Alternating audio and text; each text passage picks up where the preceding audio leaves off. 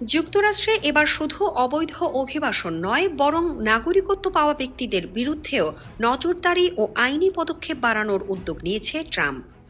মার্কিন বিচার বিভাগ জানিয়েছে, অক্টোবরের মধ্যে অন্তত 250টি নাগরিকত্ব বাতিলের মামলা দায়েরের পরিকল্পনা রয়েছে। বিষয়টি ইতিমধ্যে মার্কিন অভিবাসী সমাজ, বিশেষ করে দক্ষিণ এশীয় ও বাংলাদেশি বংশোদ্ভূত আমেরিকানদের মধ্যে ব্যাপক আলোচনার জন্ম দিয়েছে।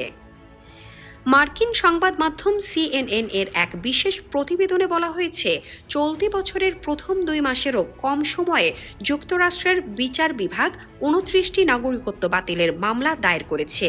অভিযোগ, সংশ্লিষ্ট ব্যক্তিরা প্রতারণা বা গুরুত্বপূর্ণ তথ্য গোপন করে মার্কিন নাগরিকত্ব লাভ করেছিলেন।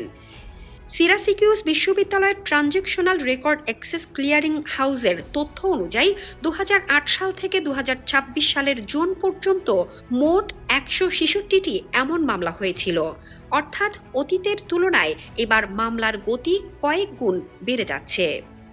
বিশ্লেষকদের মতে, এটি ট্রাম্প প্রশাসনের বৃহত্তর অভিবাসন নীতির অংশ।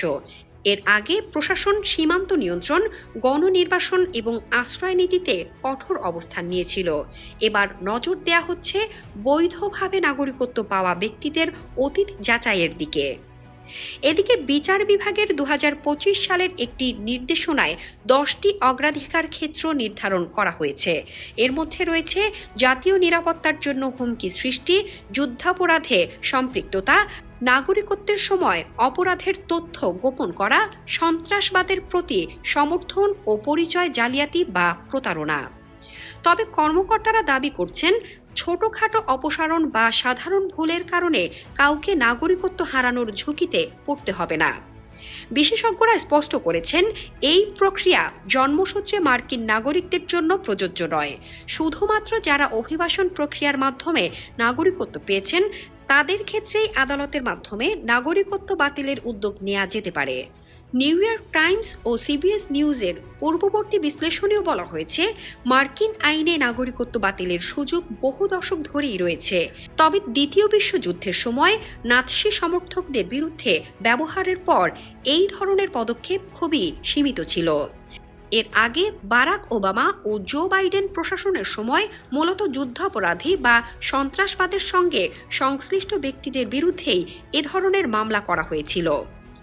বিচার বিভাগের তথ্য অনুযায়ী জো বাইডেনের 4 বছরের মেয়াদে মোট 24টি মামলা হয়েছিল, কিন্তু ট্রাম্প প্রশাসন কয়েক মাসের মধ্যেই সেই সংখ্যাকে ছাড়িয়ে যাওয়ার পথে রয়েছে।